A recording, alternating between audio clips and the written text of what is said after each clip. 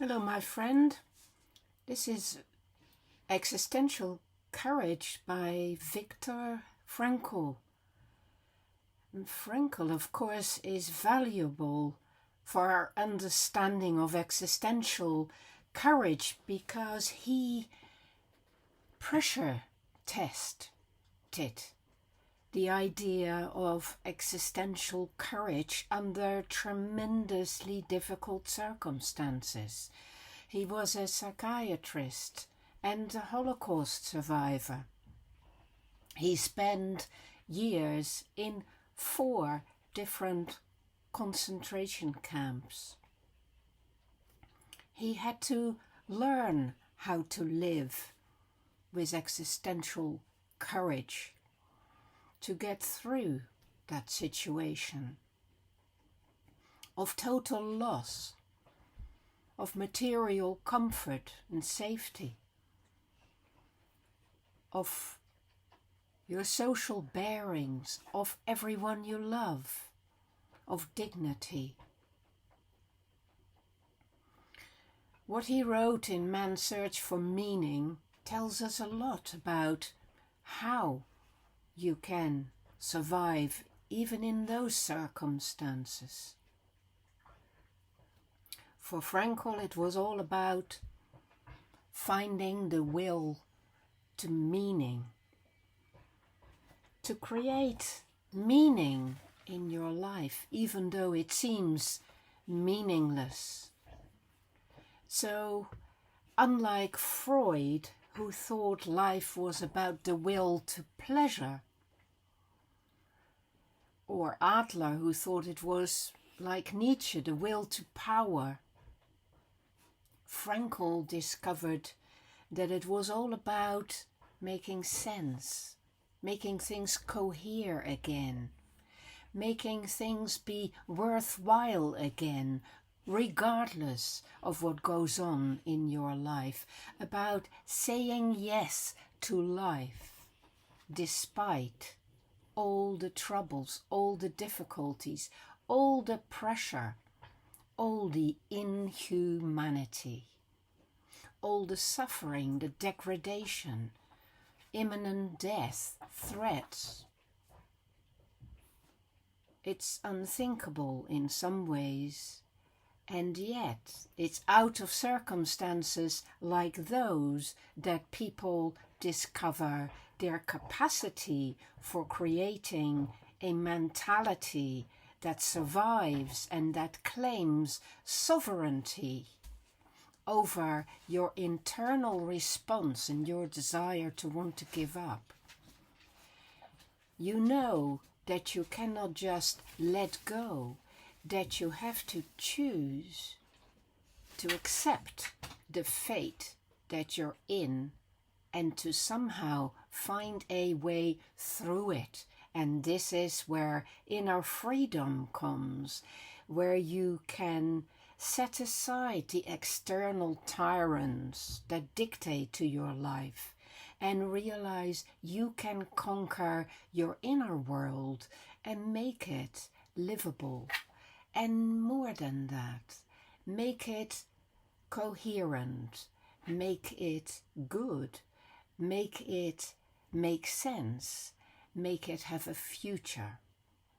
Frankl spoke about tragic optimism, to see the tragedy of life and to be optimistic about your own capacity to endure it and to work with what he called the tragic triad. I always think that's probably inspired by Karl Jasper's works, who, as you know, spoke about the 4 limit situations. And the tragic triad is 3 of those limit situations. For Frankl, it's pain, the seemingly unavoidable but unendurable suffering you have to go through, the guilt, your awareness of your own fallibility, and the wrong you do and the choices you make that you regret, and death, the absoluteness of our finitude and the end of life.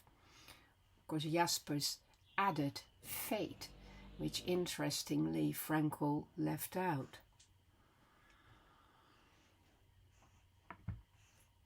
For Frankl, tragic optimism is your existential courage. It is your emotional, psychological stamina to remain optimistic despite these realities, despite the difficulties. To take responsibility for your life and to realize that you must build with what you've got. And I've been through this before on this channel, the 3 ways in which Frankl believed that we can affirm our courage and make life meaningful through creating new things in the world and adding something to it. And we can do that in so many different ways, by kindness, by artistic creativity, by intellectual creativity, by familial creativity, by social creativity, by historical creativity. You can be creative in many different ways. And also experiential values. So taking from the world, appreciating beauty, encountering nature, the love of other people, of culture, of the arts, taking for yourself what you need from that world and opening yourself for it. And then ultimately the attitudinal values, which is for him, Frankl, the highest form of existential courage. When you face a hopeless situation or an apparently hopeless situation that you cannot change, like, you have a terminal illness or you're in a concentration camp, then meaning is found by the stance you take to that, by your attitude towards your suffering, by the way you bear witness to the human capacity to transform things and to be coming out triumphant even from traumatic experiences, because we transmute what is happening and we turn it into something invaluable. This is about the defiant power of the human spirit. In German, that is die Trotzkraft des Geistes. And that is something that Frankl is very well known for. How to use your paradoxical intention to look at things in a different way again. How to be aware that things may affect your life, your emotions. They may take everything from you, but you still have your mind and you can still pursue what is right and what is meaningful and make something of even the worst of circumstances. So, for Frankl, existential courage is to redeem whatever is happening in your life through your own way of approaching what is happening. To be active, to be defiant, and to be hopeful, and to be in alliance with the life force, to re-establish your dignity as a human being, no matter what. Not waiting to be exempt, not waiting for comforts, not waiting even for support, to simply show up in your life and be the best you can be, answering life's questions to you. What are you going to do with this situation, my friend? Rather than pleading to life for easing up. It is about knowing that you're being questioned by life in the circumstances you're in.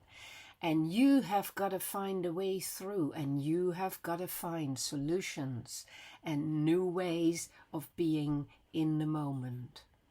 And this is Frankl's greatest contributions, to have shown that this is necessary, so the more as the situation seems most desperate.